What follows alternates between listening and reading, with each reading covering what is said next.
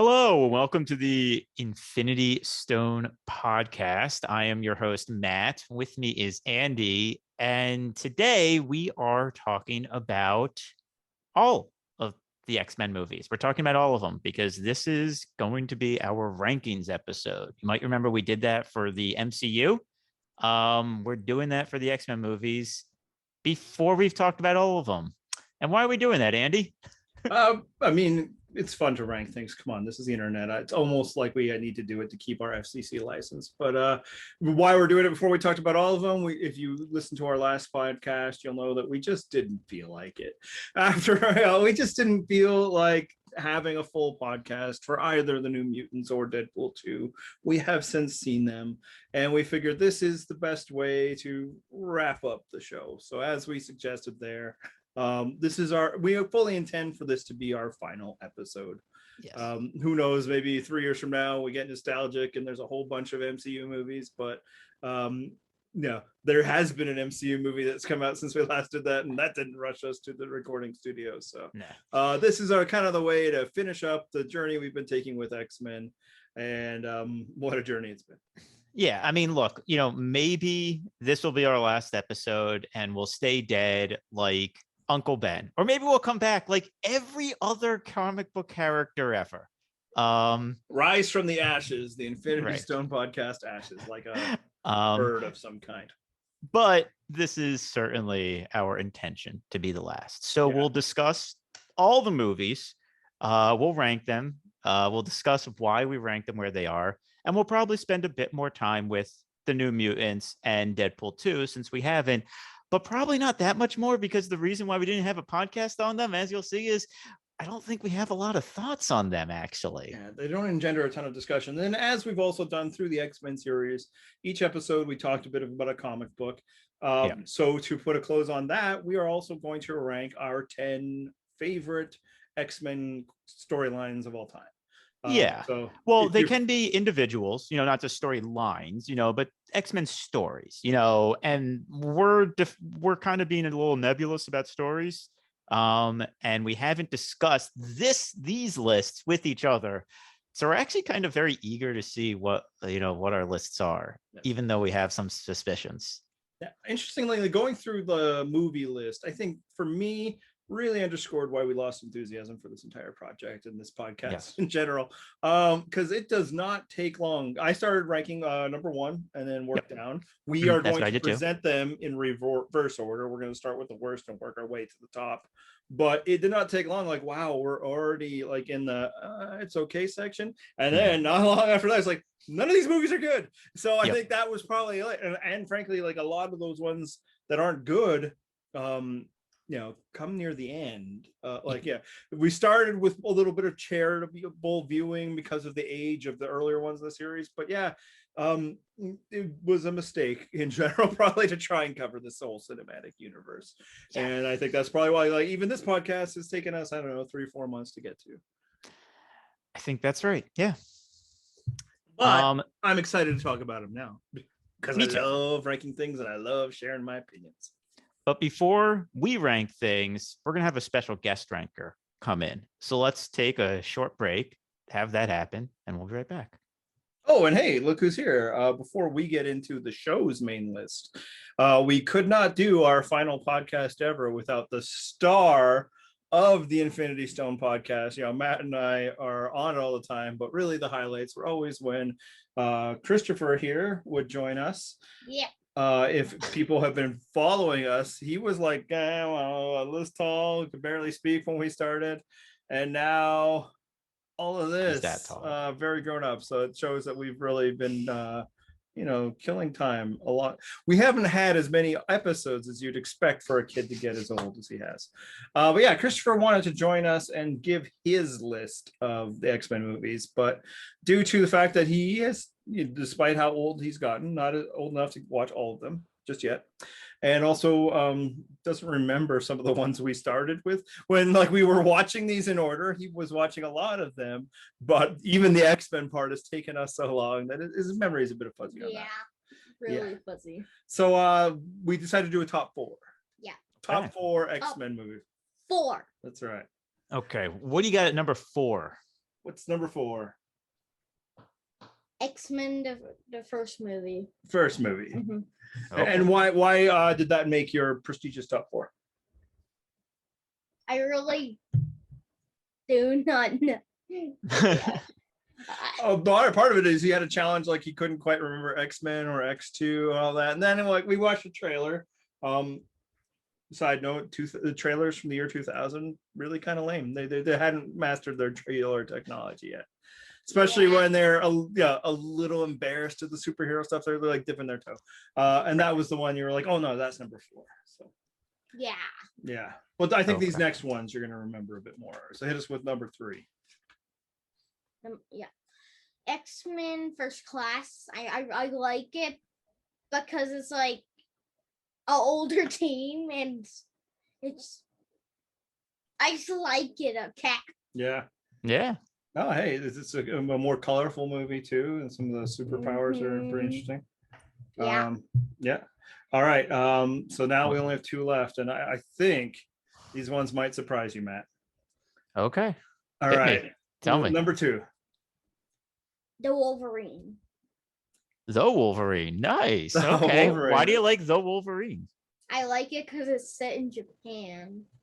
Mm-hmm. Yes. Okay. That's true. And there are ninjas? He fights ninjas? Not really. That's No. not really it. Okay. Yeah, Christopher's very interested in Japan because, as you can tell, he has, Japanese heritage on his mother's side. So, very interested in Japan. So Wolverine goes to Japan. That would be it. In fact, that's a little side note for you to remember. We'll get into it again later. All right, and the number 1 movie, Christopher's favorite movie in the Fox X-Men cinematic universe is. Wait. What do you think it is, Matt? Any guesses? I'm guessing Days of Future Past. Interesting. All right, what is it? Apocalypse. X-Men Apocalypse. Apocalypse. Oh, he surprised me. Okay. Mm-hmm. All right, and why is that one Why your X-Men favorite? You've watched it Apocalypse? like many times. Yes. How come? No idea. I like more X-Men characters. Like the first time, like the only time Psylocke was in it. Right. That's true. That's true. Another sort of Japanese X-Men. Yeah, and why did Days of Future's Past not make your list?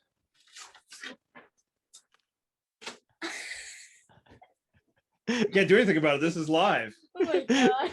The poster came down. The poster we found like sitting in the garage that I didn't even know was in our own. This is why, right? I just like didn't know I was gonna say, and then it just fell.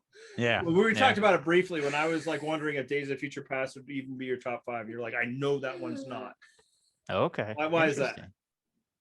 A lot of X-Men die in that one. Yeah. Just like That's true. straight up just get slaughtered. Yeah. That's true. Less fun. True. Less fun. That's true. All right, and then real quickly, we also he wanted to share with us what his top 4 favorite X-Men were. Who was top 4 favorite X-Men? So let's get it off. Well, number 4, Phoenix, and why Phoenix? Good choice. No idea. You were telling me because you love her costume. Mm-hmm. It's a good costume. I like Dark Phoenix costume. Better, more than the Phoenix thing. Mm-hmm. Yeah, no, it is really a great design. Cochran did well. Number 3, Nightcrawler. Everyone loves Nightcrawler. I mean, we almost don't need to ask who doesn't love Nightcrawler. If you don't love Nightcrawler, you're wrong. Yeah. Right. Number 2, Wolverine. Okay. It's probably a bit of surprise that he wasn't number 1. And let's see if Matt can guess your favorite X-Men. You're Andy's son, so I'm guessing Cyclops. It's an interesting guess. Do you think if we gave him 5 guesses, would he be able to guess your favorite X-Men? Maybe. I doubt it. Why don't you tell him who your favorite X-Men is? Sunfire. Would not have gotten there in 5. No. No, could have given you 20. But no, I like it. It's a deep pull. That's great. Yeah. So, and why Sunfire? Japanese. Like, what? Of course. Once Yes. Dad told me that character existed, I was just like, that's my favorite Marvel character. Straight up. Yeah. Now we keep hunting Sunfire stories, of which there aren't that many, but there'll be we're gonna more find soon, Sunfire actually. in the Big Hero 6, and yes, he's aware he will be in the new X-Men team. So he's like, when is that coming to Marvel Unlimited? So you'll see us having read that maybe even before you do, Matt. Probably Probably. not those time zones. All right. Yeah. Anything else to say to the audience now that we're making our final, probably final appearance ever? What do you think overall the X-Men movies? Are they good? Are they all right? Are you happy that Marvel will eventually be doing different versions of them? Yes. About the third thing? Yeah. There we go. Yeah, us too. So Us as well. As we've already discussed, this exercise shows us exactly why that's necessary. Why are my eyes so black? And I can when I actually looking, my eyes look very open when I'm looking at myself. When I'm looking at something. I'll get the podcast listeners to answer that one. It's probably because of the lights all around the room. All right. probably because of the lights. Good night, buddy. Good night. Good night. All right. And when we come back, I'm going to fix my wall and we are going to get into our list of the 13 greatest X-Men movies ever. Mm-hmm. The only 13 X-Men movies ever. Correct.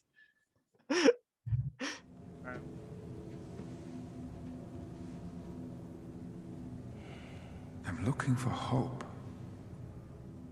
I will bring you hope, old friend. And I ask only one thing in return. Don't get in my way.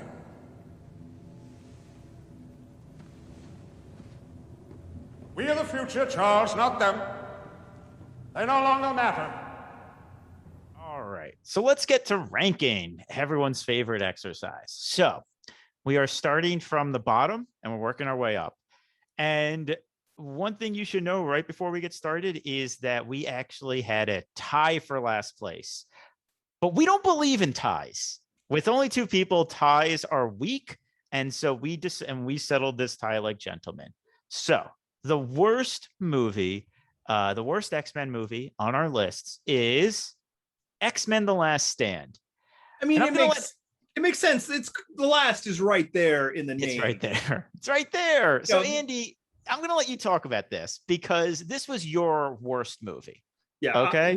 When we were doing dealing, I'm like, let me have this as the worst. And then there's somewhere up the chain where I'm like, we can have that one lower. Honestly, it's largely symbolically worst for me, and not just because it says last in it. Because I can listen to arguments, maybe I could even form them if I was given a debate class about how it is better than some of these other ones going to discuss. It certainly has maybe some better stuff in it. Yes. But this is the one that killed it. This is the movie that really took a franchise that had potential, especially when you look at where superhero movies were at the time, where it was building, how it was creating a universe, and just set it afire like pyro or something. And I don't think the franchise ever gets back that level of fan interest and faith that it had from the first two movies. So even if it's not as bad movie wise as some of these other ones that came, it is the more hateful movie, and it is the one that killed this whole enterprise in its tracks. Yeah, and I can't really argue against that. It's why I had The Last Stand very low. The reason I didn't have it at the bottom is because I think the plot that deals with the mutant cure, and this is something we'll actually talk about more, spoiler, I don't, but the plot that deals with the mutant cure, I think is better than any other subplot or part of part of the other bottom 4, maybe 5. It's quite the battle for bottom. Let's say at least the top 5. of this list was very obvious. The bottom of this list is like, man, I have a embarrassment of riches. Wait, riches isn't the word, but right. So the part is there is a part of this movie that actually does kind of work. It is actively undermined by the other parts of this movie. And then, of course, there's the whole meta narrative, as you said. And even the part that works only kind of works because it's not in the hands of a director that can really make it work. Mm-hmm. But it does kind of work, and it gets at, and it develops themes that had been developed in the first two movies. And, it drives at a larger point that I enjoy watching those parts of the movie. but the rest of it is so bad. Yeah. The rest of it's really bad. And as you said, it tanked the franchise. Now, I think there is a moment when the franchise kind of comes back and looks like it might come back, and then another movie tanks it. Yeah. But we're not quite ready to talk about that one yet. Yeah, and absolutely, like there are better movies to follow this. There, the best movies within this follow it. Yes. But it's just I never like enjoyed or cared as much about the movies ever again after this. After I knew that they were capable of like the level of like lack of care for their own characters, their own universe, and most importantly, their audience. It's just like after that, like even the best ones that were to follow, with maybe just a couple of exceptions, was like, oh, that was all right, that was pretty good, but I was never invested. I never really felt myself a fan of this universe, and frankly, they would have been better off probably completely divorcing themselves from the beginning. Except again, one of the better, I mean, every other movie is better than this one, so there's that. And then the other reason why, just like this is my answer for what's the worst X-Men movie, is just this is the one I hate. I don't hate the other ones because I just don't care. This is the like I left a theater in like Rome. I was on a European vacation. I decided to go to an X-Men movie. I mean, I would have waited. I was at that point. I was tired of churches and museums, and I needed some air conditioning. But yeah, I left there. I was like, man, no, God, I hate this so much. Even like trying to convince myself that you don't, because it's something you're looking forward to. And at that point, a level of fandom of this is also like almost defending the existence of these movies. The way that like fans of small TV shows will just be like not, and critic fans of them are like supporters. It's like none. I can't. That movie angered me to such levels. So that's why I feel like even if it's not the worst, and I still think it is. And this is officially a best list, not favored. This is the one I hate. And hatred is something that you should really avoid inspiring when making, movies in general. Right. And that's why I was happy to give this to you at the bottom of the list. This wasn't one that I was going to fight. Oh, no, it should definitely not be at the bottom. It's like, no, I understand why you hate this movie. I think it's I didn't have that emotional investment going in that you did. So I don't have that hatred. But it's still a really bad movie. Like I can definitely admit that. And I agree with your points about how it killed, both that incarnation of the franchise, but also no one, I think, after this ever looked forward to X-Men movies. They still came out. If they got good reviews, you would see them, or maybe you would wait till they were out of the movie so you wouldn't have to pay, $10+ for them. But you weren't excited about seeing them anymore. Yeah, So. They seemed like branding exercises, just an obligation Fox put together in order to hold a license, and sometimes as a result of those things, good things happen.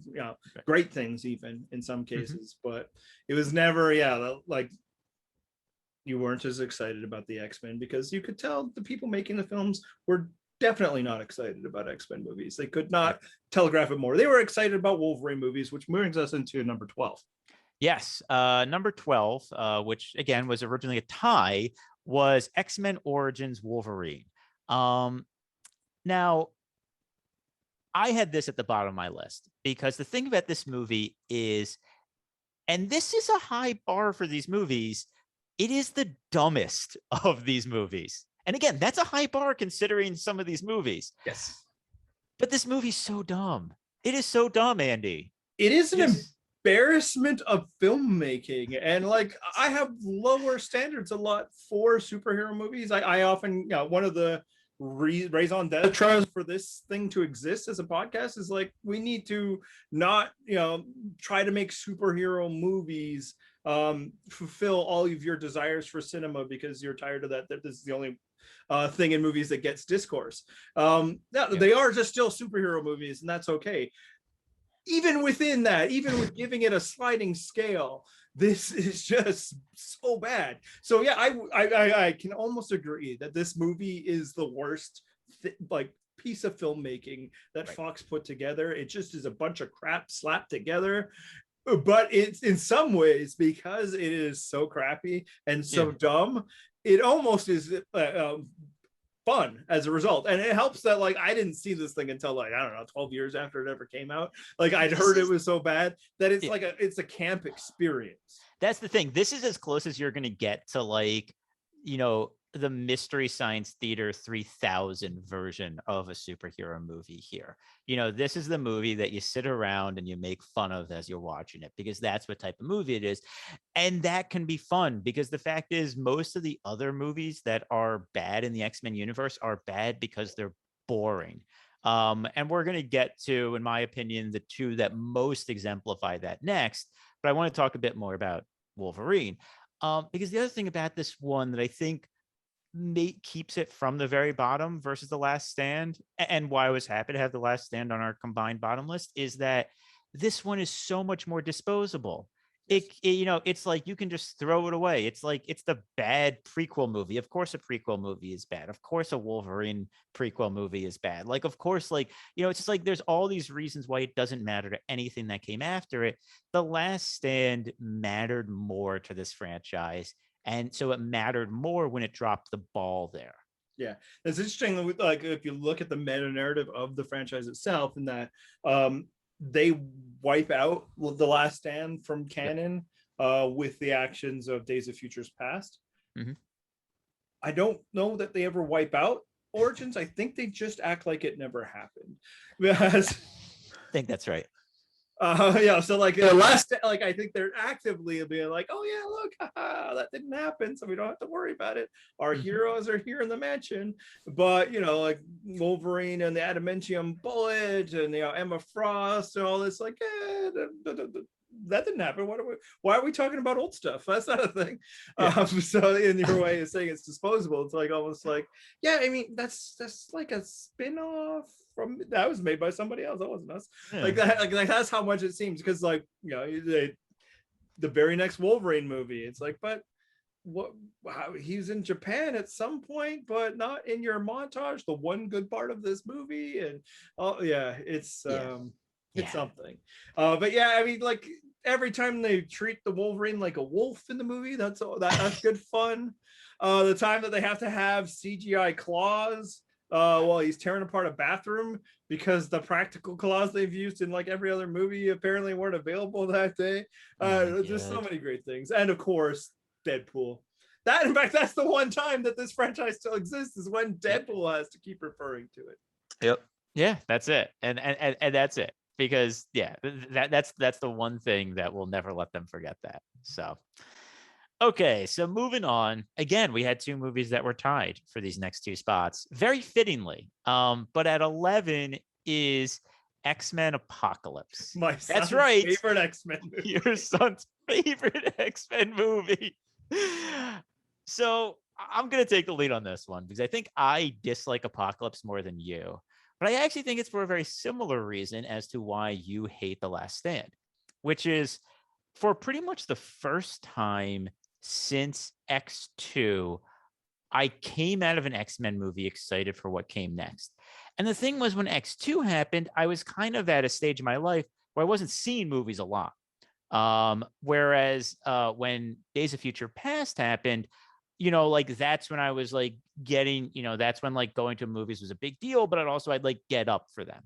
So I was really excited for Apocalypse. Apocalypse is, I mean, look, and they teased the title. You knew who the villain was. He's a major X-Men villain, one that we had never seen before in live action. So there's like a real chance to do something with him.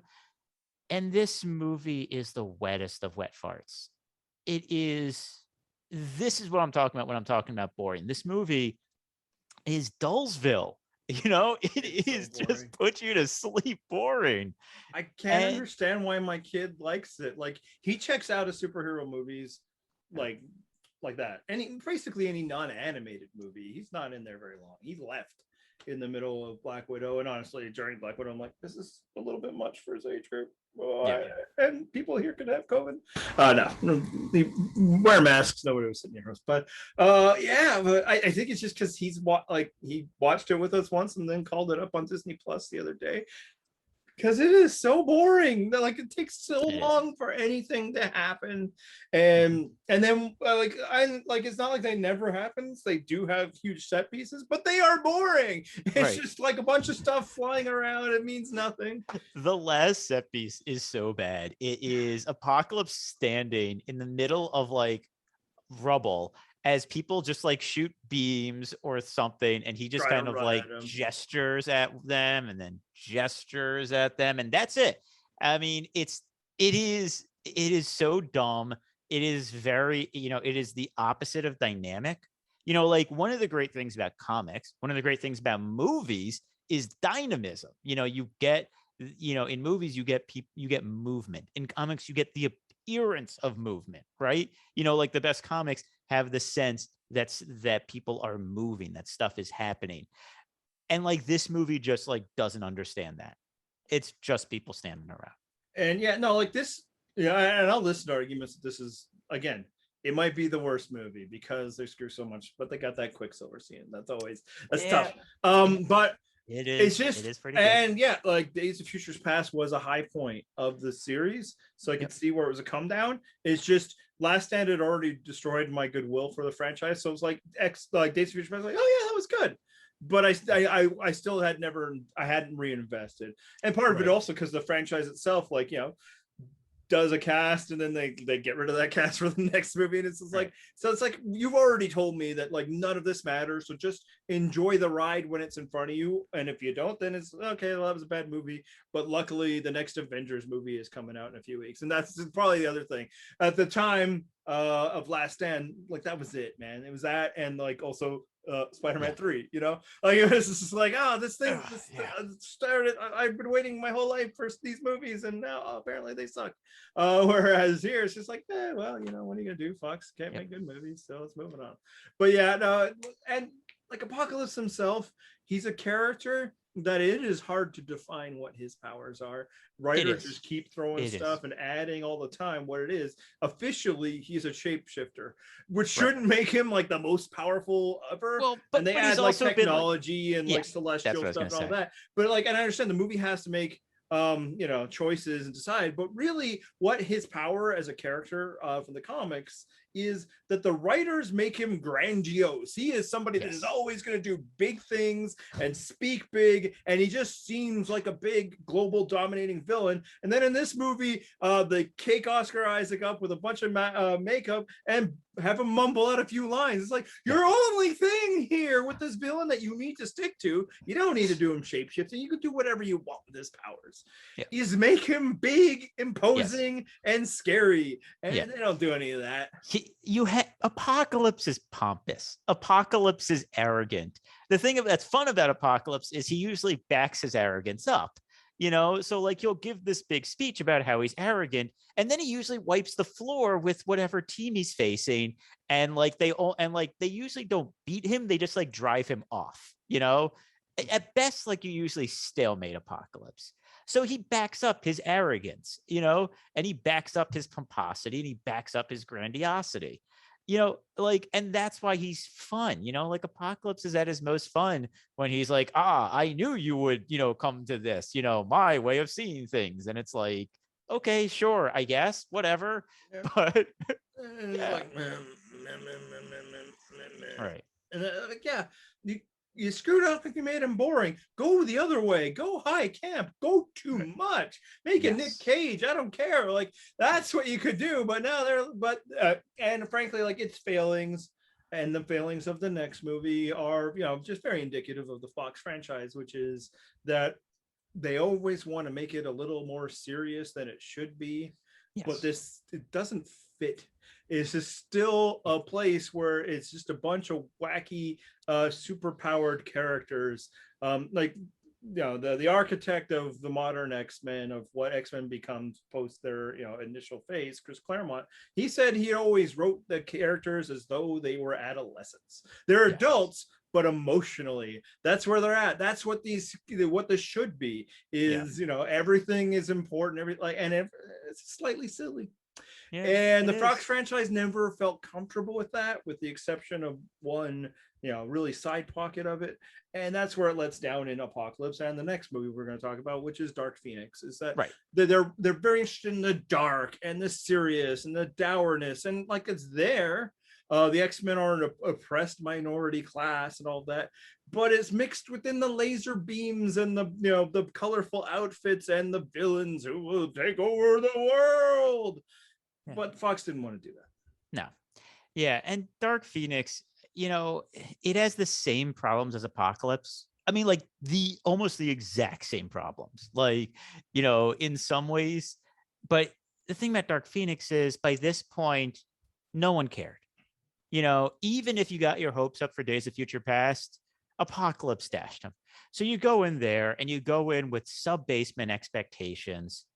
And if you go in there with the lowest of expectations, it beats them. Maybe even slightly exceeds them because it isn't, like it isn't as bad as X-Men Origins Wolverine or The Last Stand. So maybe you even come out of there thinking like, I didn't hate this, which I think is kind of what I said when we talked about it. Yeah, I mean, and it helped. Like, I still ended up seeing it in theaters. It was delayed forever due to the Right. Disney purchase and all of that. Yeah.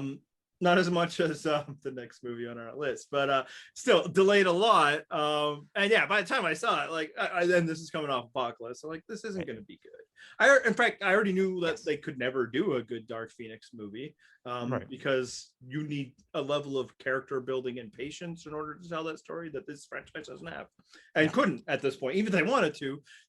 The character was introduced to us one movie prior. It just doesn't work. But so I came out and I didn't hate it again because I didn't have that emotional investment. I just felt it was stupider, like plot wise, than Apocalypse, and it is a very narrow thread, right? Yeah. Maybe it's just because Apocalypse doesn't really have a plot much. So whereas this for Dark Phoenix definitely tries to have one, and it's just all dumb. And the worst sin of it is like this is their second chance. They're doing this story again. We recognize, and they made some of the same movie mistakes of all time. Yet they keep trying to set the same beats and throwing them in the trailer. Even like it's so dumb. It's so dumb. The one thing I will give it, and the reason why it's above Apocalypse for me, and I think on this list, the reason why I would put it above it is because, like Origins Wolverine versus Last Stand, it has moments of camp that Apocalypse doesn't. Dark Phoenix has a villain whose power is his hair. We had some fun with that one. We love that guy. Who was fighting Storm, the Omega mutant of weather, to a standstill. What's she gonna do? He's got long hair that moves. And then and we've had a commenter who's like, well, what about Medusa the Inhumans? That is different, very different than the way that this guy's hair just kind of went around a bit. Like her hair grows and expands and everything. Right. Even still, I feel like Storm could kick her ass. But yeah, this guy. That was it, man. What we got here? Yeah, and some stuff. Some of it's just funny that way. Yeah, I mean they're very close. Like the franchise had nothing. It was just running on. It's very appropriate. I think maybe in my Dark mind Phoenix felt. I came out of it like that was worse because it was also the coda. It was like, what a great way to end this entire franchise. And to be fair to them, it was not their intention for that movie to be that, but it's just like, yeah, that's right there. Anybody who wants to get nostalgic over this and like, oh, it's a shame that Disney is taking over this. It's like, this is the part you don't need to worry about. It is probably a shame that the industry keeps shaking and they keep building up their monopoly. But in terms of superhero movies, is probably for the best that at the very least Fox isn't making them anymore. Whether or not Disney does or not, it's like just to free those actors from the tyranny of being in these things. There's a level of quality control at Disney that well, actually, let me ask you this. Okay, and I think you'll agree. These 4 movies we've talked about so far, these are worse than anything the MCU has put out, correct? By leaps and bounds. It's not even okay, right. So what I was going to say was there's a level of quality control happening at Disney and the MCU where you just don't get complete turds like these. And the thing is, the bottom of the MCU list, not good. One thing that we'll keep coming back to is what I'm going to call the MCU line, which is this movie better than, in my opinion, the worst MCU movies, Thor: The Dark World? In yours, I believe it is The Incredible Hulk. So, we'll revisit that question as we go up the list. And it's like, is this in that like bottom MCU tier, of which we would also include Iron Man 2 in there? Or is this still well below, or is this still obviously below it? And at this point, we're still on the point where it's obviously below it because like the MCU, even at its worst, doesn't get this bad. Yeah, they have competency. And sometimes that competency is just they kept the bad movie short. A lot of it is that they just allow the character to have their moments, the actor being the character, the main Right. character. So it's like, well, at least there was some like, fun times with Thor, or, Robert Downey Jr. is always great. These Right. movies don't even aspire to that level. And this includes two that had Hugh Jackman as Wolverine, which is one of the better superhero performances, period. Like, not just Period. Marvel, nothing, like just his Wolverine is one of the better ones in the history of superhero movie making, but I couldn't save it because there's just such lack of care in the worst, and frankly a lot of the best in the franchises almost feels like flukes. Yeah, and one more point on Dark Phoenix before we move on. You talked about how movies can be better when they're bad if they're short. Dark Phoenix, under 2 hours. That is true. Whereas Apocalypse is a punishing like 2.5. I don't get I don't like how it is that my 8-year-old kid, it's like, why would you ever watch this twice? Like, I thought I was punishing you almost when I let you watch. I'm sure he was playing with toys or something. Look, man, kids like the Phantom Menace. Like, it's I get like that. It's stuff. got pod racing, Darth Maul's cool. You don't see the troubling racial overtones of that Jar Jar Binks. I get that. I don't get where it's like this movie will never end. But yeah, as he explained, it has a lot of different X-Men. He's got Nightcrawler and Psylocke. That's true. Okay. All right. So number 9. So I number we 9 both put on at the list. number 9. We did both put this at number 9. It is the 9th. It is the most 90th movie in the Fox franchise. That's right. It's the New Mutants. So let's talk a little bit more about this one. Yeah, because we have not covered it. Because we've not covered it. This is the last X-Men movie to come out. This was the one that got delayed for so long that all the kids in the movie are now in their 20s. Or older, maybe. I don't know. Or older. I don't know. I'm guessing here. A lot of them are actually kind of famous now, where they were not when this was cast, which is also kind of funny. Now the thing is that we're actually both fans of the New Mutants in the comics. Oh yeah, big time. Yeah. So, but we had no expectations of this movie. Honestly, I expected it to be terrible. So, in some so ways, I think it maybe exceeded that. I think it's exceeded for me too, frankly. To be clear, it is still a very bad movie, but it is so unassumingly bad, and some of it is because of the outside of the getting pushed back like 10-12 times, and then finally being released as like one of the first movies after COVID, so like 10 people risk their lives to go see it. So it's like you almost don't want to kick the poor guy, but I think it was released right before COVID, I thought. No, I think it was about to, and then it shut down again. So you're right. I think those posters were probably in movie theaters for like over a year. And then I think it finally they threw it out.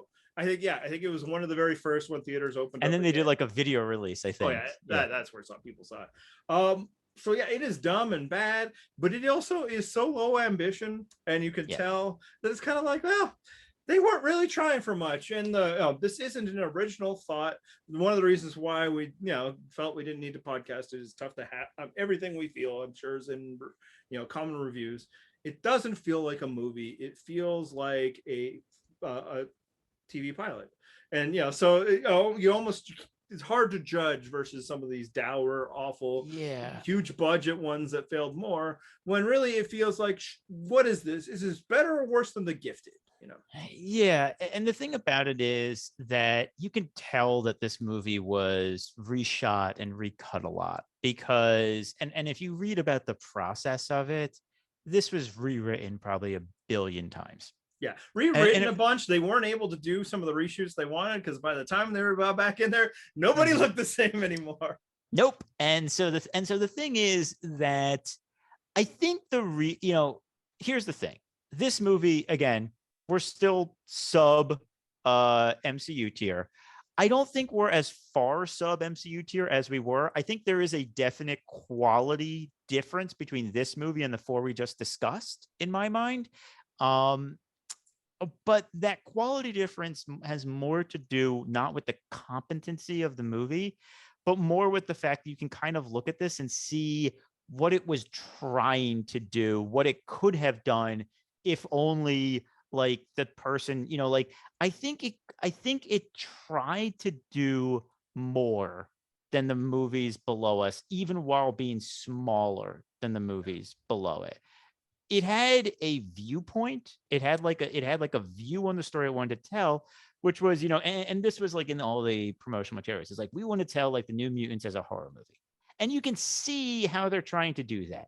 And I don't know if that's the way to do it, though. If you're going to do the Demon Bear story, which it kind of did, but also Yeah, not we all really. remember when the Demon Bear saved the day. Continue. Right. Anyway, but if you're going to do the Demon Bear storytelling as a horror story, is a good idea, because that's what that is. But the thing is, it does, like, it's like, how I said it's kind of the Demon Bear story, because the plot's a mess, because they weave it in, because they basically probably had two ideas for the plot. One was the Demon Bear, and one was like the evil, like, like school mental, basically like evil Xavier's is like the other idea here. And they kind of just mash them together and don't worry about how they go together at all. And then the Breakfast Club, they also want some of that. Like, it's there's trying, it doesn't know what it wants to be. For me, it's better than the other ones, not necessarily because it does anything better. It's that it doesn't do anything worse. It's like, like it minimizes its failures to a certain level.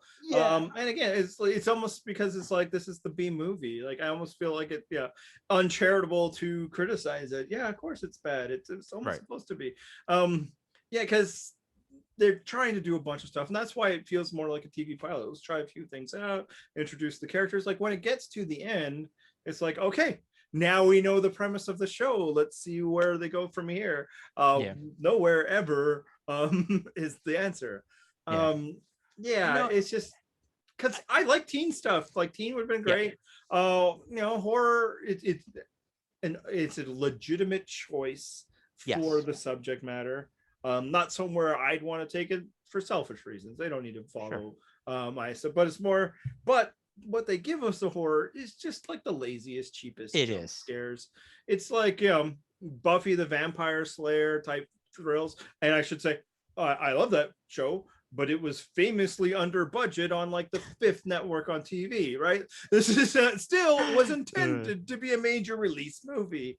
So it's like, if you're gonna not be able to like really delve into the psychological horror of it, which is the more appropriate choice, like as a horror movie, I think it's kind of lame. As a teen movie, there's some niceness if you can, like, paper over the casual racism. It's just like, I kind of like the interplay between some of the characters. So it's like, I can't hate this ugly duckling of a film, so it feels very nine.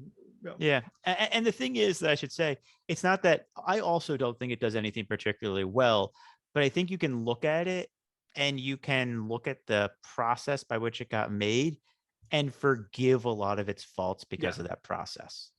And I think you can kind of look at it and see that it was trying to do more than what it could for both, I think, both, like, I don't know if the actual people making it had the ability to do more, like, even if they did have that freedom. If it's their talent or not, we don't know. Right. We don't know. But also, they didn't have the freedom to try to do what they obviously set out to do.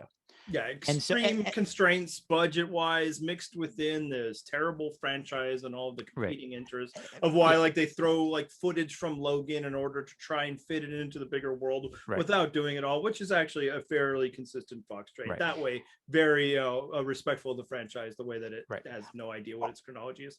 Also, the New Mutants is another one of these movies in a long, venerable line of these movies that teases one of the great X-Men villains that never shows up in any of these movies. Because once again, they tease Mr. Sinister, who never shows up in a single one of these movies. It is hysterical. It's only fitting, because they would have made him boring, and we might have had to burn the screen down.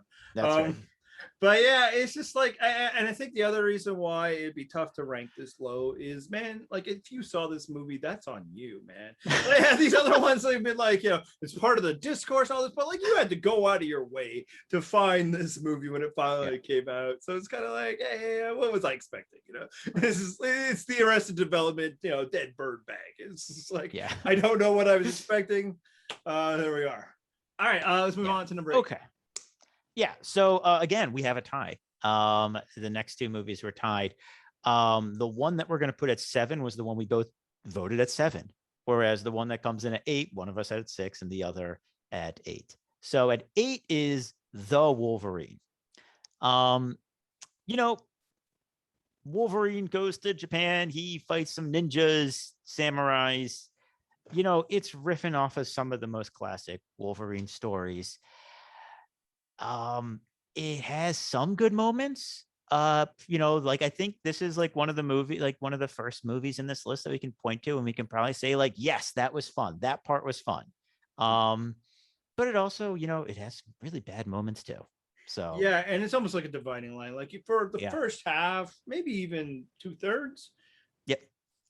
We watch, like, hey, yeah, this is a pretty good movie, not bad, you know. Yeah. You know, some really good action, you know.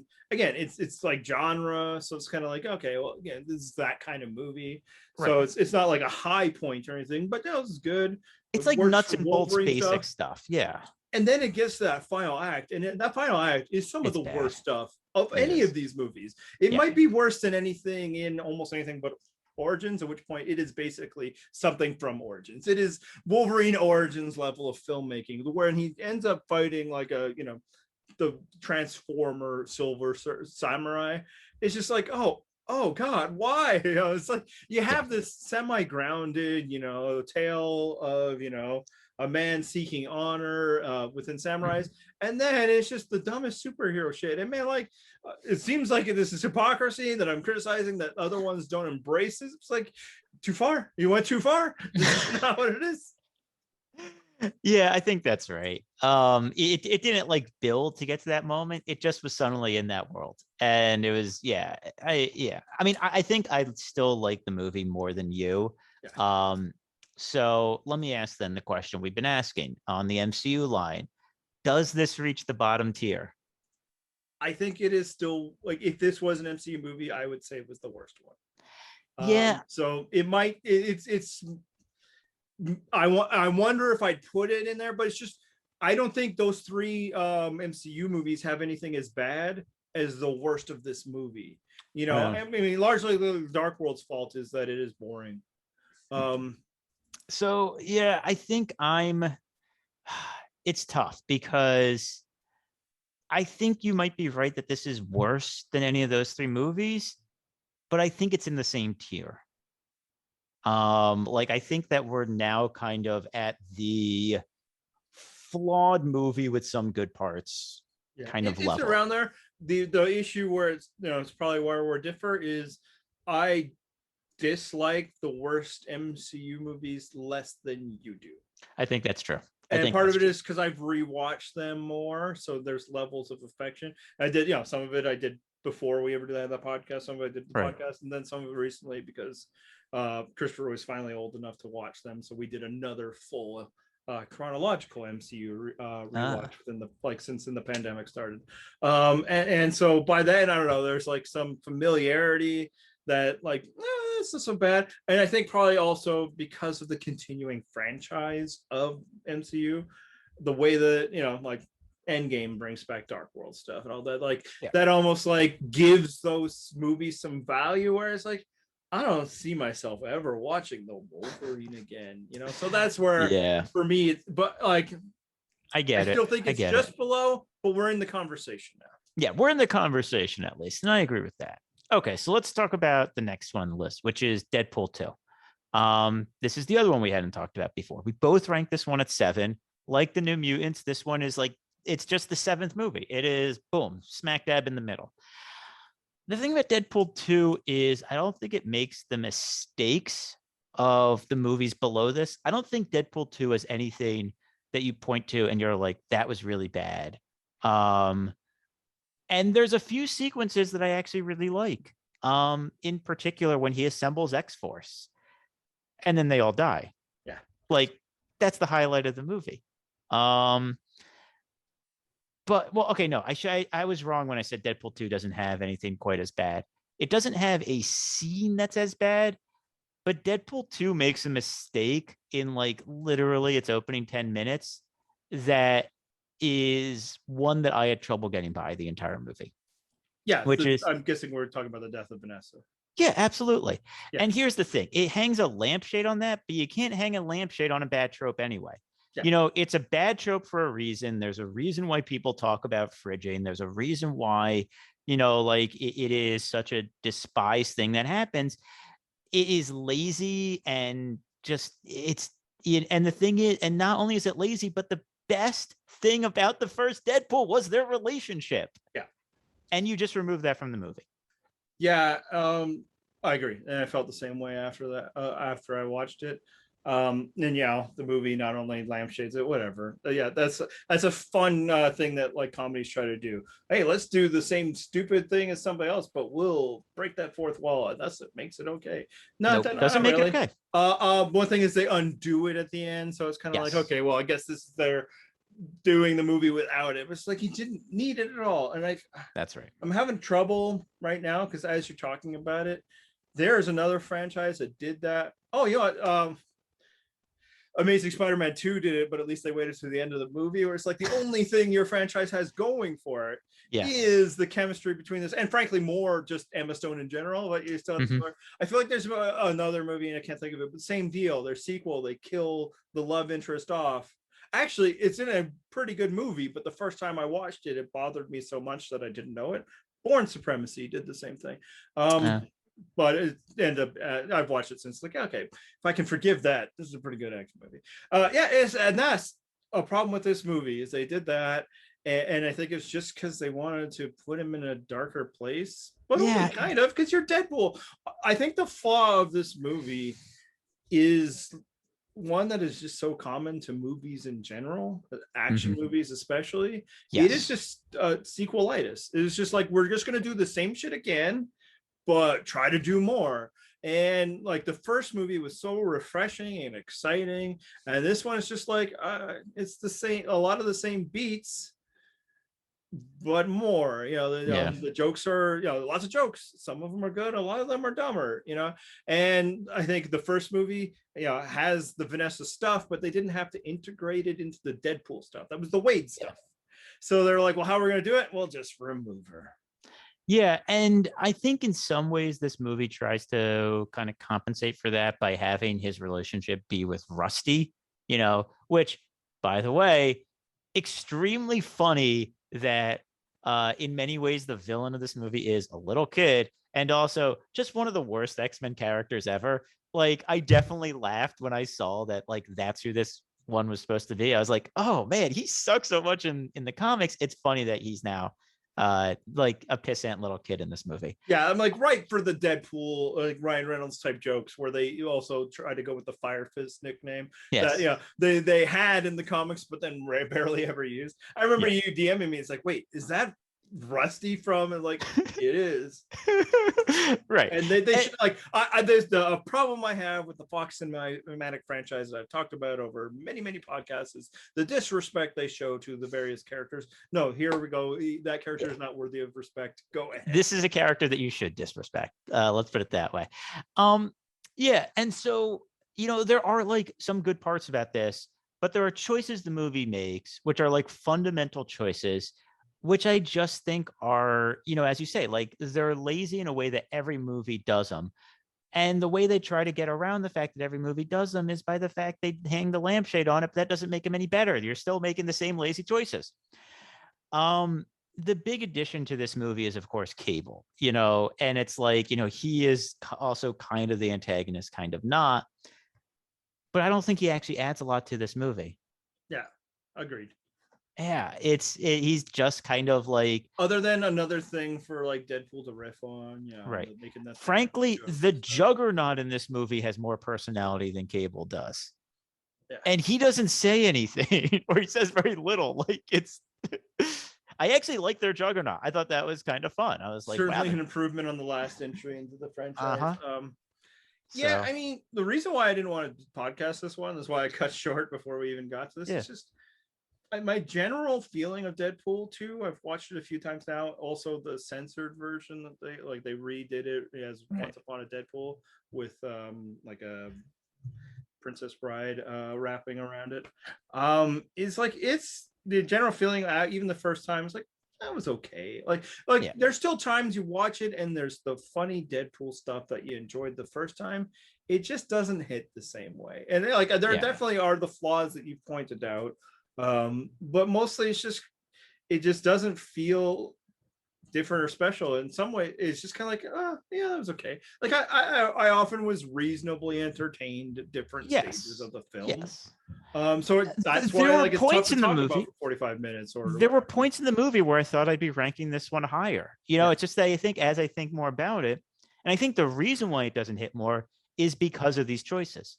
Mhm. Because the fact that even though it's like making fun of the fact that it is doing choices that every movie does, it still does them choices every movie does, Mhm. which doesn't make them any more entertaining. It just, and the joke, and so then the jokes don't land because you're like, yeah, but who cares that you're making jokes about this? This isn't like a funny topic anyway. So And I think another flaw is that they really had to do a lot narratively to try and get like this Yes. plot line and the rusty part of it all. And Yes. that is not the strength no, of this no. franchise. You know, it's like your strength is just riffing off jokes and having Deadpool kill people in fun ways. The movie his gets assassin montage, great stuff. Yeah. But like trying to do time travel and all this, it's just like, yeah, that's not your lane. And when Yeah. the movie has to deal in that stuff, it's just like, can we just get back to the silly guy? Yeah. Yeah. I think the movie gets better once it gets into the prison. You know, like then it kind of goes like set piece to set piece to set Yeah. piece. And I think it's generally more entertaining, but it does take a while to get there. So Yeah. And I wonder if it's, you know, for Deadpool 2, is it just a case of sometimes this happens in sequels? They have the great ideas for the first one, and it's like, hey, now we got to do another one, and they're like, I don't know. It's like the second album problem for, you know, Right. Max. Or if it's Deadpool 1, no expectations, here's a little bit of money if you just shut up and stop bugging us to make this thing, right, and then it is one of the biggest superhero film successes of all time, and now the studio is interested. And you know, I mean, I'm sure at that point you know, Reynolds has some, you know, pull to be able to push back, but only but so much. And I say Reynolds because they replaced the director, who is also a key creative voice, and maybe that's why. But it's just like, it is just like Deadpool obviously will rank higher, and this one's just kind of like, if you like Deadpool, you'll probably enjoy this. But you know, I only watch one Die Hard movie, and they've made 5, because it's like, I mean, a lot of them are really bad, but even the ones that are like, okay, I would rather just watch Die Hard. And it's kind of the same here. It's like, this fine, but it's if I a good want to watch comparison. a Deadpool movie, I'll just watch Deadpool. Yeah, no, that's a really good comparison. So, all right, well, let's move. But I think I would put this one in the tier of the worst. Like in the MCU, I think it's around there because there are enjoyable stuff. It's not really like a failure. It's just there's some questionable choices, and it's not special at all. Yeah, this is the first movie on the list that I'm not sure that I would put below anything in the MCU. Like I might, but I don't think I would. Yeah. It's, I mean, if somebody's holding up, we're in the cabin, we've got 2 movies to watch, Deadpool 2 or Thor: The Dark World. What are you doing? I think I actually do Deadpool 2. Yeah. That's probably I probably choose it over, obviously depending on the mood, but I can see it's like, I think so. I'm gonna laugh a bit. That's cool. Yeah. I mean, like, so I think that's kind of where we're at. Okay, but now so that is 7 through 13, so over half of the X-Men franchise, and just now we're getting to maybe it's as good as the worst movies the MCU has ever done. And this is why we're ending the podcast almost certainly. If we had continued to watch movies that we had like enjoyment of, like at first when we proposed this, we knew they were bad movies, and we're like, well, that'll be fun too. And it was cathartic and fun to talk about The Last Stand. But after a while, it's just kind of like, it's a bad movie. I think we forgot how many of them were bad was the thing. It's fun to talk about 1 or 2 bad movies. It's punishing to talk about half of them as bad movies. Yeah. And also, it's punishing to find the time to watch it. Like, what do I want to do with my evening? Oh, I'll watch this utter failure of filmmaking. That's just a cynical act of commercialism. Yeah. It's true. All right. But we're done with those now. we're done with those now. We're getting to number 6 on the list. And number 6 on the list is the OG original X-Men. The first one of this entire Fox franchise, the one that launched it all. I'm going to be honest. I remember when we watched this, we were talking about it. And what I was saying was, wow, this movie was worse than I remember it being. I had this ranked lower than I think actually both Deadpool 2 and the Wolverine because of that. But the thing about it is, it also launched the franchise. And it started this. And the good movies that we will get to above this are because of this movie. So it's like there's respect accorded here in the ranking. But this is also I think the movie where I think it has aged in some ways the worst, because you can see so much more of the limitations of what they're trying to do in terms of action, in terms of effects, in terms of just all that stuff. So in that ways, it's aged really poorly. But I think at the end, it's an okay movie. Yeah, it's a favorite. Go back to my question from before. Hold them up, and I'm honestly, I'd probably watch Deadpool 2 before I'd watch X-Men. But you also have to be, and that's because of the aging. It's because now, if I want superhero thrills, I don't need to settle for X-Men. Way that the film itself had to settle. There were so many choices. For one, its budget was it was a decently budgeted film, but it wasn't a high budgeted film. It wasn't getting a Mission Impossible type budget for if you're thinking about the movies from there. There's we're gonna put some money in it, but we're still not sure if anybody's gonna want it. So they're not getting prequel Star Wars type levels of money. Right. So money was an issue, and choices had to be made whether they're going to do this or that, right? And it's tough to watch that in 2021, right? What a 21-year-old superhero movie that was a team movie, and it was very effects laden at a time when the attitude of what superhero movies have been destroyed by Joel Schumacher and stuff. Because it's not just that this kicked off this franchise, this kicked off the next phase of superhero movie making. And yes. As I said in the podcast, we discussed about it. Don't talk to me about Blade. I'm very excited that the trivia that was the first one from Marvel character. That's not a superhero movie. It's horror movies were being made. Matrixy action movies were being made, and they just found a property that fit into there. Blade himself probably didn't become a superhero until he joined the Avengers 4 years ago. X-Men are superheroes. This is superhero filmmaking, and so there's respect that they were able to do it, that they found ways to work around those limitations. They introduced us to Hugh Jackman and his really, really great performance. But watching it again. It also introduced us to Patrick Stewart and Ian McKellen's, who were great performances and all that. But there are times this is not what I want at a super. At the time, it was man, they're doing it, and this isn't terrible. They found ways to work around the fact that effects are going to be more expensive than what they can accomplish at that time. And then that the whole world thinks superheroes are stupid, so they need. But now it's just I don't want black costumes. I don't want blue-gray color palettes. I don't want to take forever before we get to some stuff. So it that's why I think it's right here in the middle. There's respect for how it was able to get us to where we are here. It's respect for some of the greatness that the very good things that they were able to do given their limitations and frankly some of their misunderstandings of what makes this property great. But it's still less good than things were able to come. And that's fine. It would be weird if they never got better. Right. And so I looked it up while you were talking. I listened to you too. Don't worry. I pay attention to you, of course. But no, so I looked it up while you were talking because we brought this up. The budget for the first X-Men movie is estimated around $75 million. The budget for the second one is 125.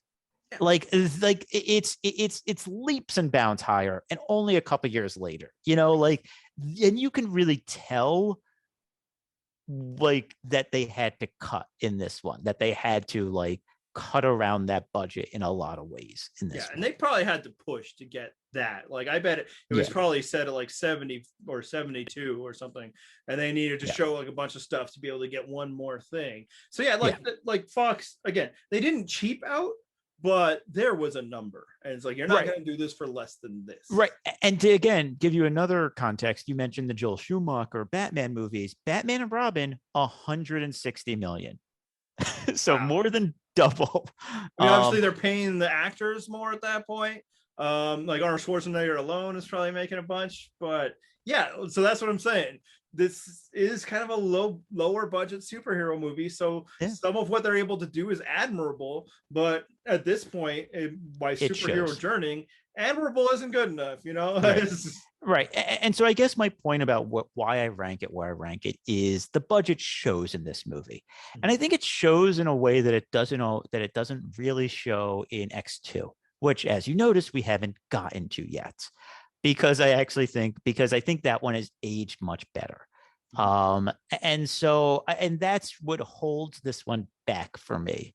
I think remove the budget, if the budget was better, would this be better? Probably, but it's hard. But it's also hard to imagine what this is like with a better budget. Like, I don't know really what the picture there, Yeah. So probably a couple more X-Men, maybe a little bit of diversity within the powers, but honestly, given the way Fox operates, a lot. I'm not sure. Special effects. It's just it's fine. There's solid stuff, but it's not that exciting in this day and age. I had a different thought, but that's good enough. Yeah, think of it now. It's fine. So moving on to number 5. Oh, what it is that this had to prove not just that it was worth spending more money on, but that there was an audience at all.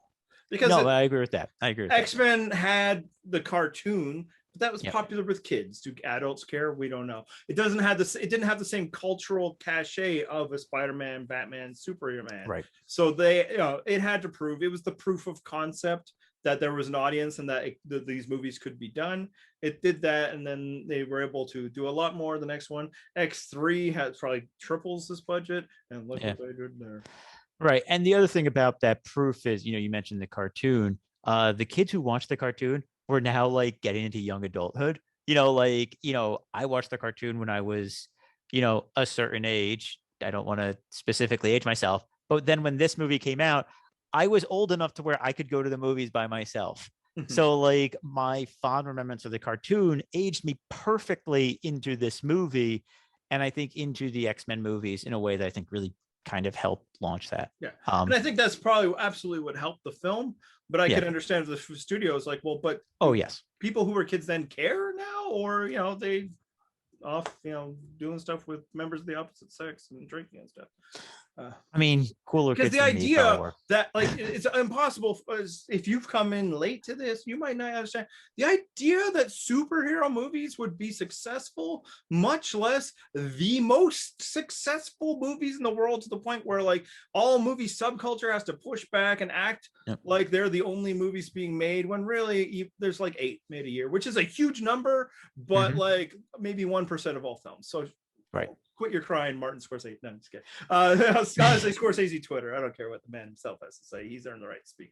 This is like the idea that would happen is, I honestly sometimes still struggle with it. But at the time in 2000, no, man, X-Men were a huge part of my life that I did not tell people about. Like, it's like, could I even go to a theater? I don't know. Should I be embarrassed to be here?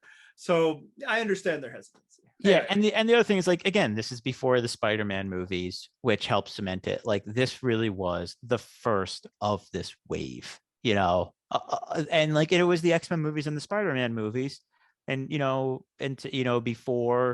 and then Batman, you have the Dark Knight movies and the MCU. And all that's right. it.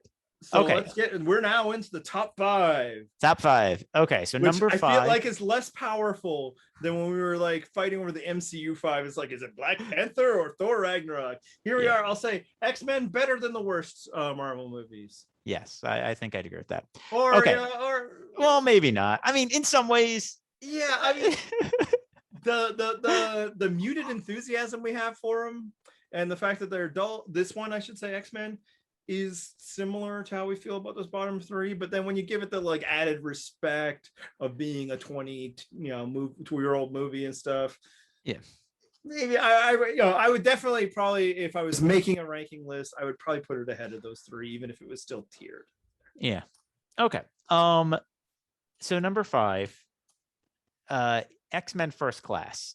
So basically what we have done here is we took the other first movie in the X-Men series, the one that was more modern, that hasn't aged as much, and we put it one above the first movie overall in the X-Men series.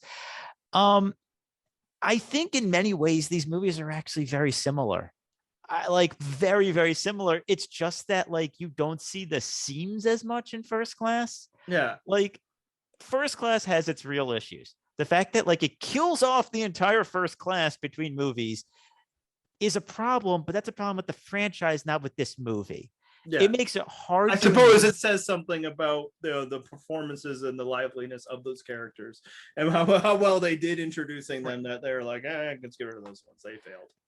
But First Class also had a big lift, which is it's the first movie after The Last Stand, which was such a disastrous failure. They have to be like, is anyone actually interested in this? Like, let's find out. Back to dipping their waters. It's back to being a proof of concept of whether this franchise can be a franchise or just a Wolverine thing, which, those 2 Wolverine movies came out and those flopped. Yeah, it's and it feels that way. Yeah. Especially in retrospect, right? Mm-hmm. I think when you watch it the first time, again, your expectations are so low following Last Stand, Origins, and all of that. That just the unique energy of the film, with both the youthful coming together stuff, but also the gimmicky 60s stuff. It's like, okay, well, this is definitely different and better than the X-Men stuff. Also different than what Marvel is doing, or like Disney Marvel. I'm not sure. I don't know if Disney owns it at that point, but say Marvel. I think it does. Doing right. Oh no, I don't think, not quite yet. Yeah, probably not quite yet. So it's like, he's not as good as this summer's Iron Man or whatever was out, but it's fun. You'll enjoy it enough, and that's how I felt probably the first time. Maybe the second time you watch it more, it's like you see the stupid stuff already. So it's like it's okay. It's got some fun stuff. The thing about it is, I think it's more charming than good. But here's the thing. Listen to what we've said about the movies that have come before. Has charming come up in any of these movies? No. Has like style come up in any of these movies yet? No. I mean, a bit in that I did not like the dreary style of X-Men. Right. So it has that going, which no movie in the X-Men universe that we've talked about yet has, and that's why it's number 5 for us. Yeah. And it has Michael Fassbender, Nazi Hunter, and that that itself in this week field catapults it to a top 5. That's true. All right, let's hit number 4. Or worse than the lowest tier MCU? Oh, I actually think it's better. Like, this is the first where I'm like, this is not in that tier. Yeah. In fact, like, now we're kind of moving up the rankings where I'm like, is this better than Captain Marvel? Black Widow, some of those other kind of like not the lowest tier, but like right outside that lowest tier. And I have to decide if it's like my problem or Marvel's problem, that my next tier thoughts are all the ones with a woman in a titular role. Yeah, same. Captain Marvel, same. Black Widow, Ant-Man and the Wasp, but it's like, I don't think that's me. I was ready to love all of those movies. I have Ant-Man and the Wasp higher than you. But for me, that's obviously I'm the non-sexist. There might be like maybe a Guardians 2. You have Doctor Strange around here, but I like that movie a lot more than you. That's true. And it's like, I feel like X-Men First Class is better than those bottom 3. I don't know if it's as good as those 3. Like, I think Captain Marvel has a lot of good stuff in it, but I think it's around there. Yeah. No, I agree. Okay, so number 4. It's the fifth. Number 4 is, and I think this one might be the first like kind of surprise on the list, maybe, in that it's only 4. X2, X-Men United. So the reason I say this might be a surprise is, for a long time when you talk about kind of like, if you're our age, you kind of talk about like this Spider-Man, X-Men age of superhero movies. And the two standouts that most people talked about were Spider-Man 2, which in my opinion still an absolute classic, and X-Men 2, which is, like held up as like, oh, the X-Men's, like answer to Spider-Man 2, even though it came out before. Like it is like their like big, if you're a certain age, like this was their big crowning glory. But we have it at number 4. And I think that's because, again, like there is a bit of age showing to this one in the ways, the ones we have above it are more recent. The thing is, like, I think the story of this movie still works really well. Like, I think this is like one of the, like, I think this is what I'm going to say.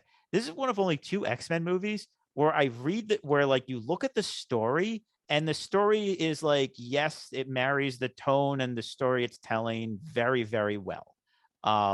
Even the ones I have ranked above it, I think like have like a little unevenness, but I also don't think this one has the highs of some of the ones I rank above it. Yeah, I mean, and I think Spider-Man 2 is also like get some credit for the classic, but I've also found like watching them now, I want a different pace to my superhero movies. So yeah, they're I don't know, slower. I've been taught to the modern way, and I think that's the same thing here. It's like it's good. It is a high mark from where it was at and where we were at from superhero telling. It's just the other ones have the benefit of a lot more money, a lot more understanding that audiences will go with them to places. Yep. But I think it is still a good movie. I enjoy it. I like a lot of it. I think some of the choices at the end don't work as well, and some of that is because we know where the franchise will go, but also because we know where you could go with superhero. But like the attack on the mansion's great. Frankly, the issue with this movie is it tells a really good story itself, and this is going to be true of the next X-Men movie, maybe not the next one movie on our list, but still doesn't have the confidence to really integrate like a team cast movie. It's just like the best way we can tell this story is to have it be Wolverine's second movie. And it's like, and they do a really good job of that. It is good, but it's just like, it also tells us that there's never going to be a good, full-on X-Men movie. Yeah. That's not its fault. It would have been fine if the third movie did that, but of course, then last movie on the list for that.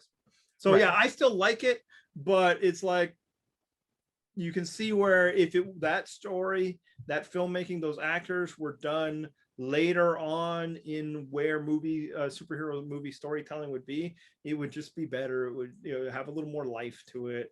It would be a little more confident. Yeah, I agree with that.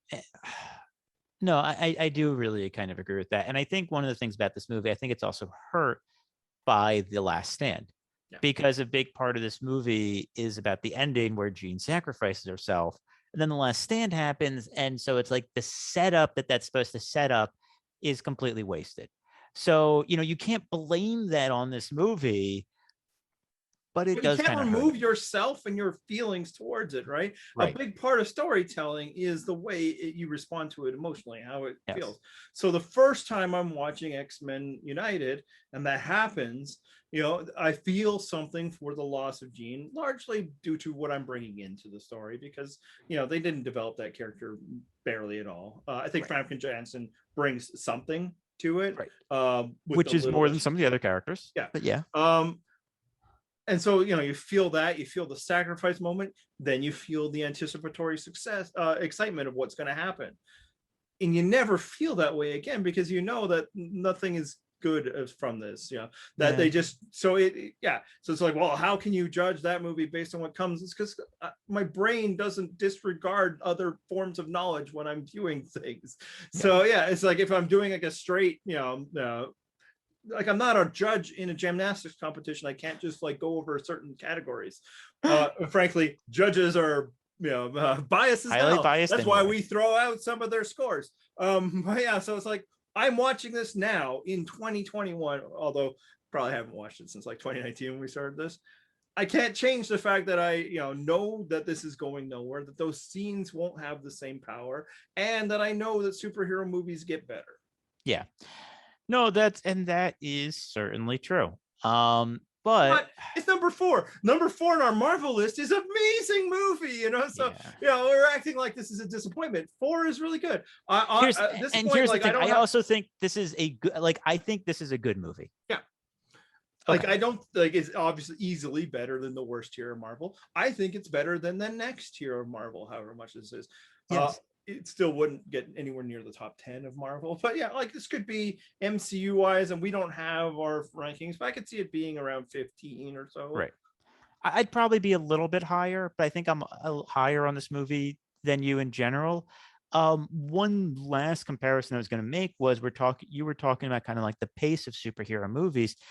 It's kind of similar, my reaction to this, to the way I kind of look at superhero comics in general, which is I like the way modern comics are told. I like the modern pace of them. I like the competency with which they're told, but there's also something to the classic stories, as you'll find when we do our lists. And so I feel like this movie is that version of that. Like, this is like the Claremont comic, whereas the ones above it might be kind of the more modern stuff. Like they have like kind of the more shiny edges, that I think are more like kind of, they're polished in a way that is more for my current mindset when I watch movies, but I still really like what this does with its story. Yeah. I think the other thing that like future movies, why probably it dings is, and again, I have it 4, and honestly, there is like my list. I flipped a coin between 3 and 4. I might have given 3 because I know that like you like it more, and I could use it as a negotiation. I'm not even sure. Like they were about tied. Is the later movies? You watch X-Men United, and it's like, okay, well, they sideline Cyclops like right away, and Storm doesn't. That's okay, because this movie, I'm really enjoying this movie. We'll get them next time. And now you watch this, like there's never a next time. Like this is actually the high point of Cyclops in the Fox universe, which is sad. Yeah, sad. Honestly, his high point might have been the first movie. It's hard, like when he at least was able to back talk to Wolverine once before getting. No, you're probably right. Yeah, sad stuff. Yeah, not good. All right. So it's a good movie. I still like it. I'll still watch it now. I kept trying to push my son into putting it in his top, but he doesn't remember it. So that's fair. I bet if you watch it tomorrow, it would suddenly be his favorite. All right, let's get. So from here, our top 3, I think these are all very good movies to varying degrees. So number 3 is Deadpool. I think once we hit X2, I think it was probably obvious that Deadpool was coming in at 3. Like, I think it would be a real shocker if it came in at 1 or 2. I had it at 2. Did you? Okay, fair enough. We'll discuss that then. I didn't mean to insult your ranking then. Okay. But Deadpool is good. We talked about why we like Deadpool. We talked about what it succeeds at. Frankly, when we covered it, I think we actually talked a lot about what Deadpool is good at when we talked about Deadpool 2 and kind of why it doesn't live up to Deadpool. I think this is a very worthy ranking for Deadpool. It's a good movie. It's fun. There's a fun energy to this film that is unlike anything else within the Fox universe, and frankly, unlike most of the Marvel universe. Like that is why people responded it so well, is that it just felt different. And some of that, is the fourth wall breaking, all that. But some of it is just the commitment to comedy, and just an overall sense of fun. The humor is sophomoric, and that's great. I understand like it has to be R, like that really can tell like faithful versions of these jokes. And then the disappointing thing I found out about it, and it also allowed it to actually be sexy, which like superhero movies are not. No. They craft people's bodies to, like they go through this, these punishing workout regimens to craft people's bodies, and there is absolutely no sex appeal to them. It is bizarre. So all of that works really well for the film. The only disappointment I had is like this is the 13-year-old boyiest movie of all, and in a great way. Like when I watch it, it's just like, oh man, this if you can just revert to that attitude, then like so many of the jokes work. And Ryan Reynolds as Deadpool, like it more than anything, any other character, including any other performer, including Hugh Jackman, has an understanding of this character and why he has worked for audiences. Like I really like I think the Hugh Jackman Wolverine is a better performance, but Yes. it's more Hugh Jackman's Wolverine than it necessarily is Wolverine. Like the character from the comics and every other kind of iterative. I'd agree It's with a that. decent Yeah. combination, but it is also like his own thing. Reynolds is like very loyal to what had made Deadpool popular at that point, and frankly, like that level of respect for the character that he had to fight to make that happen, Yeah. because clearly the studio did not see it the same way. Yeah. You see that commitment and care for the character in the film, in a movie that broadcasts how little it cares about most things, in a fun way. But it's just like that is because that's the character, the spirit of the character. And it's like a complaint I have about these films, even some of the best, even a little bit of the one that we're going to talk about next, the one we talked about before, is you never quite feel that the people involved in making the movies care. They certainly don't care as much as I do, but whatever. I mean, the MCU aren't going to care about the same way that the biggest fans of Marvel characters will. But a lot of Fox movies like were hostile to the idea. Like, why would Yeah. anybody care? Deadpool isn't that way, No. Yeah. But yeah, and I think because it is so different, because it's the R1, because it's the fourth breaking one, because it's the comedy, it stands out. It's a different, fun movie experience. And like, to go back to our MCU discussion, like it's of a quality of Thor Ragnarok. It's not as good as Thor Ragnarok, as Thor Ragnarok probably had double the budget. Thor Ragnarok does better, but better action. The actors know what they're doing and everything better. But I feel similarly when I watch it, like, oh man, that was fun. Yeah. So I'm not going to talk about all the reasons why I like Deadpool. We have an entire podcast on that. But I want to highlight one thing in particular that you mentioned that I think is actually kind of a really important point, which is Deadpool's comedic tone is sophomoric, and that's a good thing. And the reason why I want to highlight that is because if you watch a lot of like big blockbuster movies, they have kind of the same sense of humor. And it's kind of gets branded as like the MCU sense of humor, because like the MCU does this in most of their movies. I actually think one of the reasons why I love Thor Ragnarok is because it does something a little different. But I'll explain that in a bit. But that sense of humor that I'm talking about that kind of permeates all these movies tells basically the same types of jokes. And those jokes at their worst are like, the classic example is it isn't an MCU version, but it's a big blockbuster, which is Star Wars: The Rise of Skywalker. And you probably saw this in the trailers if you watched it, which is they're on their bikes and then, a stormtrooper flies and one of them goes, "They fly now, they fly now." And they just repeat the line in that and they treat it as if that's a joke. And so and this is like kind of endemic in big blockbusters where they say something as if it's a joke, but really it's just an observation. And they expect you to kind of laugh at that because they say it in a tone that is kind of funny. And sometimes the observation is actually funny. But when you see this in like almost every big budget movie, and again, this type of humor has become endemic. It is like the baseline sense of humor that these big movies put in. It's really nice to instead get a sense of humor that is very specific and that actually tells jokes. And that's what Deadpool does.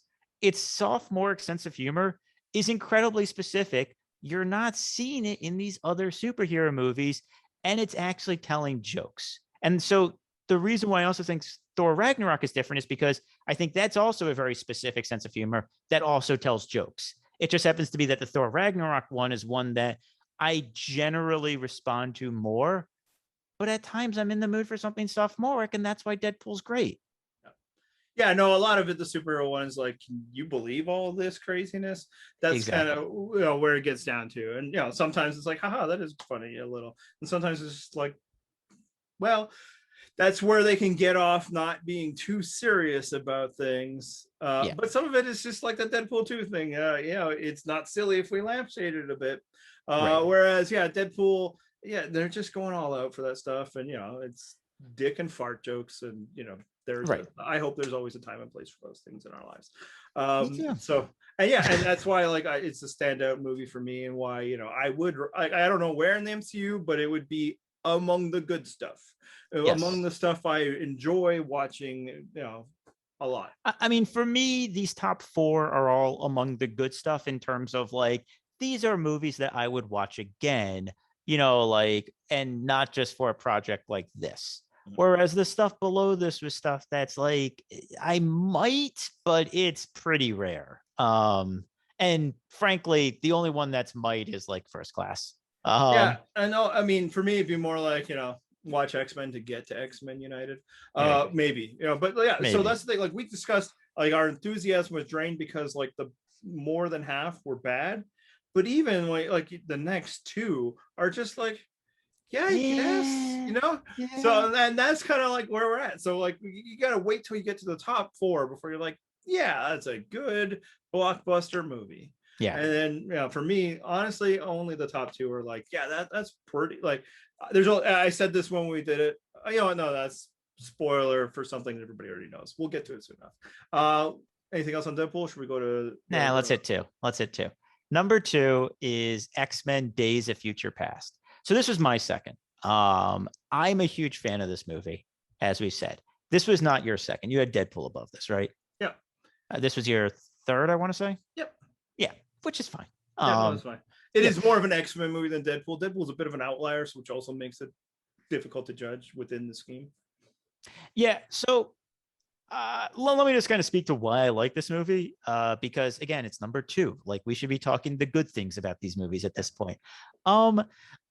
It's ambitious. It tells a big kind of complicated time travel story, which is ambitious, but then it also gets ambitious by being the characters that you actually liked from those early movies.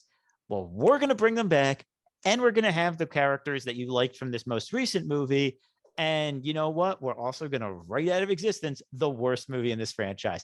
It is trying to do a lot of things, and I think it succeeds. It succeeds at most everything it tries to do. It also has, in my opinion, probably the single best scene in the entire in any X-Men movie, which is that Quicksilver scene. That's the one scene that I would probably just kind of queue up on YouTube and watch before I'd watch anything else. Oh yeah, my son has seen that probably 100 times. Whereas the older one, I think. Although I should have just told the younger. Again, Christopher doesn't like it because of all the deaths, but there was I own the record for Jim Croce because he loved the time in the bottle scene that much that we were hey, I bought it for Christopher. It's here's your record so you can listen to Time in a Bottle. Kids love Jim Croce. That's what right. I've always said. The kids, that's what are you gonna do? Time tales all the time. I'd say best scene, it's either that or the movie that I had number 4, X-Men United, Nightcrawler's Invasion. That was the other one I was gonna say. And why I had X2, because that scene holds up so well despite the fact that movie's 20 years old almost. So so that this movie has, we're at the point where you can kind of pull out this movie has legitimate strengths. It's good. By that point they're also able to lean into the top acting talent that the franchise has accrued. So as I've mentioned multiple times, Hugh Jackman as Wolverine.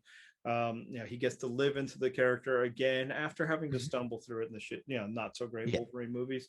Michael Fassbender was great, and he gets to be in this again. But then you get back to Sir Ian McKellen and Patrick Stewart. So I mean, once again, they really still don't have much for Halle Berry to do. Does she not have a line of dialogue in this film? No, remember she did. We found one that she had right before she died. But I mean that's so those are the stakes you have to take, that like and I mean they couldn't even service Rogue until they put her into an extra cut. Yeah, that was weird. But that part doesn't matter. The actual story itself, this one's the set in a different time period that became very gimmicky very quickly, but I think works fairly well as long as you're not doing the math of how old Moira and Xavier should be. Right. All of that works really well. I find the future stuff, while still coded in the Fox way of doing action, is still fun and exciting. And for me, it's like I'm not 8 years old, so seeing people die isn't as shocking to me. But it's also like, well, that timeline doesn't matter. So yeah, let's see them die. Like that's what's the fun of the original comic book story. It's like you could kill them safely because the real ones are fine. That's right. And here's the other thing about it. This movie to me is this franchise, the entire Fox X-Men universe, at its most comic booky. Yeah. And I love that about it. It's like the one time where they seem to actually be like, yay, comic good. Yes, complicated, weird comic storytelling is good. We're going to do it. And it's got, and it's fun. And it's like, yes, please, more like that. And then they never did it again. Yeah, and so if we eliminate the spin-offs, the Deadpool, the Wolverine, this franchise is 2 franchises, or at least 2 attempts, right? So you have the initial 3, and then you have the next 4, and each time it's the same thing: a tentative step with some, decent, okay, I'm signing up for more first attempts, and then they get it right with the second one because they have more confidence. They're also clearing out some of the narrative deadwood of that happens when you're establishing concepts and stuff. Yep. It's a franchise that twice had to explain what mutants are and how they're together. And then each time you're like, okay, yeah, this is good stuff. Let's do this. This could be what it is. And then they fall on their faces each time because the makers of these films just really don't know what they're doing. It's they're just movie makers, and they're just what happens with a lot of their other blockbusters. Most action blockbusters can actually sustain that many movies or sequels, no matter how much they try, and it shows every time they try to get to a third one. Because if this is what the Fox franchise was, then it'd be good. It'd be worthy. We might mourn the fact that we lost something different and unique, as opposed to rolling it in. But that's not what it is. These are the outliers. This is takes 2 movies to get this good, and then they can never replicate it again. Yep. Yeah, I agree. So let's move on to number 1, which was number 1 on both of our lists. Because at this point, I don't think we really need to kind of rehash why we like some of these top movies, because we like them. They're good. But number 1 is Logan. Because Logan is the unexpected triumph of this franchise. It is, they take a comic concept seriously. They adapt a comic storyline, and they do it better than the storyline in the comics. They do it more seriously than the storyline in the comics. They do it more interesting than the storyline in the comics. And the story in the movie kind of mirrors the meta narrative of so much of the franchise. It's a story about someone kind of getting old, trying to find their place, and going and trying to kind of go out by doing something worthy. And that's kind of Hugh Jackman, who has gotten old with this franchise, looks back at what he did, kind of has some regrets, like in the movie. And he's like, you know what? If I'm going to go out, I'm going to go out with one more stab at something worthy. And he did. This movie really delivers. It is really, it's not just kind of entertaining, but it's affecting at its best. It's a good movie. Yeah, I mean, I said this in the podcast, or this is the only great movie in the franchise. I think for me, Deadpool gets close because it's such a unique, fun entry. And then the other 2 X-Men movies are pretty good at what they do. But this one is a legit great movie. I would, it might be top 5 MCU even, top 5 feeling. If I couldn't, I'd have to really look at the 5, because there's probably about 6 or 8 movies within the MCU that I feel like are top 5. Right. And this is right there with them. And A lot of it is because it's performance based. For me, the two best Yeah. movies in the Fox franchise are the ones where they let the lead performer breathe and be. This and Deadpool, just in very diametrically Very opposed different ways. ways, Very right? different ways. And both times they needed an R rating, apparently. And yeah, and it's just like, yeah, and it feels like a personal movie in the way that It does. no MCU movie is. That's not what they are. Yeah, there's a charge to put against it. It's like, well, I mean, go watch personal movies. These are blockbusters. I don't need them to be, but Logan was able to do that, and it was largely due to our attachment to the character and the performer as the character, and both are intermixed and communicating with us through the film. And you say that MCU movies are not allowed to be personal. I don't know if any superhero movies have ever been allowed to be personal. Like, not I think in this way. The closest I would get is maybe like The Dark Knight. But I don't think that's really kind of personal in the same way. No. It's in Artur's vision, but it's not the same personal level that this is. And it makes sense. It's not theirs, right? Right. For one, movies itself are tough to be personal, and a lot of our auteur theory is just bullshit and a way of fronting a great man almost all the time over the fact that it is an incredibly collaborative medium. But this isn't just that. These are other people's characters, not just that, licensed to a movie theater and thus various business partners doing it, but, created by different people and then built upon over years. And then there are also some ownership within the audience itself. And you can discount that, but that's the entire thing they're banking on to make money, is that an audience has attachment and is willing to pay for that. So it's tough to be personal, whereas Logan is able to do it, and it's why it's really important that it's called Logan instead of Wolverine, because it's just Hugh Jackman's attempt. Yes, he did a cameo in Apocalypse, and even came back for Days of Futures Past, so he could finally do the one. The Wolverine was supposed to be his attempt after the garbage of Origins that he checked out on as everybody else. It's like, hey, man, like he, like everybody else, had read the Frank Miller one, and it's like, let's do that, and they took away from him. So it's like, let's strip it all down. I will do these things. Maybe he even did another movie for Fox, and it's just, let me just do this. And he got together with a screenwriter, and it's like, we only need to do this, and we'll make it R, both so that we can really cut people up.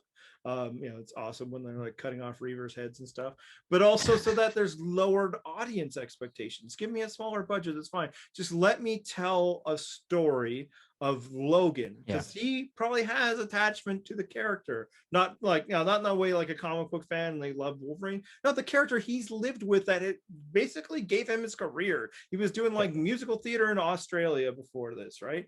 So but he also wants to put it to bed. He needs to turn that page, and that's what this movie does.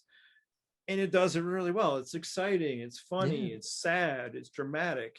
It feels different. Obviously a lot of that is the pastiche and the homage to the westerns it does, but it's just it feels like a different thing.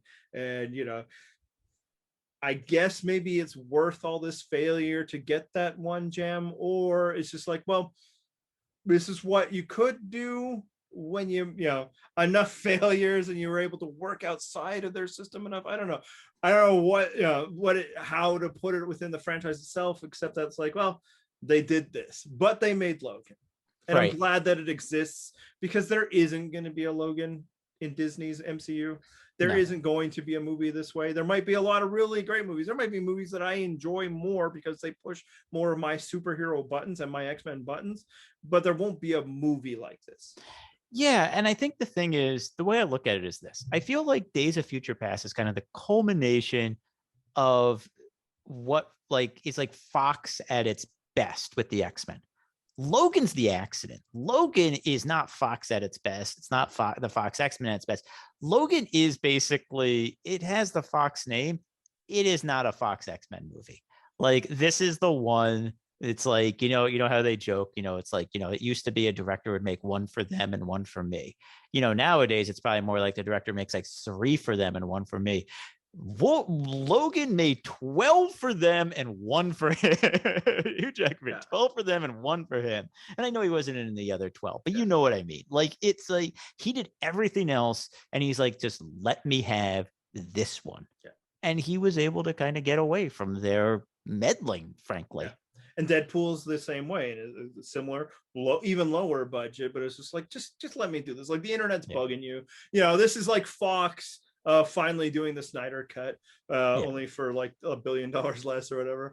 And so, and it's just, I think it's indicative, and maybe that's why I also have them 1 and 2 symbolically, is that the best things Fox ever did were the ones that they didn't really want to do. Right. So that's our list. That's our list. Yeah, let us know if you agree, both with our comments, but also the order. Share your own lists and comments and all of that. It'd be interesting to know. And the biggest question is, like, now that it's put to bed, not just our talking about it, but it is done forever.